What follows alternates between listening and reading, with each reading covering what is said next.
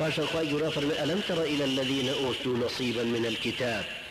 نابيني أو كسانك حصيك سهمك بشيك ورقتون لكتاب كتابي آسماني أوانك وابو مفروضة أو كسيك بشدينيكي هي باشتر به توحيد وربقري بلام فرمي ألم تر إلى الذين أوتوا نصيبا من الكتاب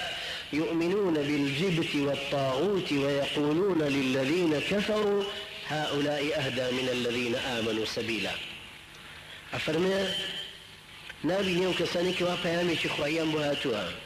بشك لو معلوماتيان هي مفروض بو أوان برو خواويستي زور تربين كشي أوان أرون يؤمنون بالجبت والطاغوت بالرادي ننبسي بمعبوداتي تر جبت بشويتي مختصر يعني معبوداتي تري غير خواي پروردگار كعبوديتي بو أنجا مدره بناسيني بك لجي خالق مالك ضار نافع دان رابع مدبري كون دان رابع يان لجي او دان رابع كعبوديتي بو أنجا مدره اوش طبعا بهردو صفتك عربي بجبت بلان طاغوتيش او كسيك للتجاوزي لحد خوي كردو واغلبا علاقه بالتشريع وتحاكمه ويقولون للذين كفروا هؤلاء أهدى من الذين آمنوا سبيلا ديسان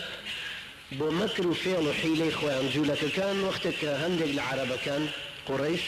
شون مولاي چند كسانه كشارذي إنجيل شون مولاي آنك أهل كتابا لمدينة بيان وتنتيان ما باشترين كخزمتي كعبة أكينو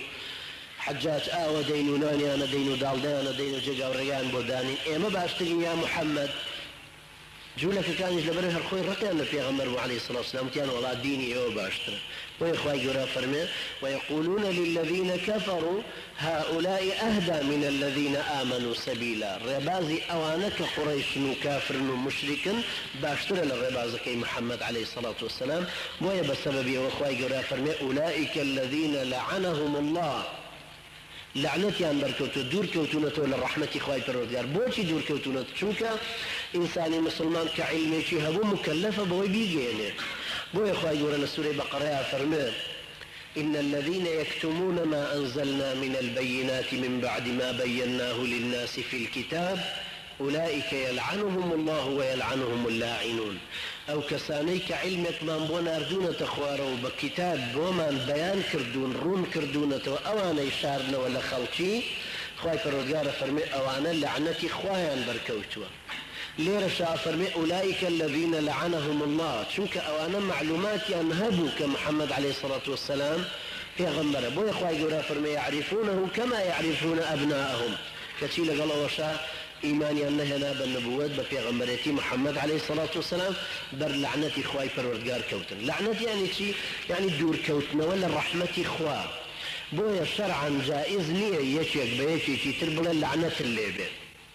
چونك أمشيان ديسان لسنور درسون وسنور بزاندنا من ناتوانم تولى رحمتي خواي پروردگار در كما دروا يشك كافرك مرتدك من فيهم كافر بلام ناتوانم بلام لعنتي خواي ليبه لعنتي خواي ليبه يعني دوري خيت ولا الرحمة إخوة أوجد صلاتي تونية صلاتي منية مناتوانين يشك للرحمة إخوة فرودقار دور كينو بويا في غمر صلى الله عليه وسلم لحديث صحيح مسلمة أفرمي أجر مسلمانك ببراكي خوي ود لعنك الله يا لعنة الليبية أو لعنة أشياء أسمان وجيجان أقرب خوي ودويديته وخواروا يا كابرا مستحق لعنتك وشيء تصري يا نقرأت وصر أو كسيك لعنتك كردو أو كسي براكي خوي وتولعنتي خوالم چونك اللعنة كردن بهيج شوية نابع طبعا جاك الله اللعنتيش بهما شو كابلا كردواري بيلا النحلة الليبة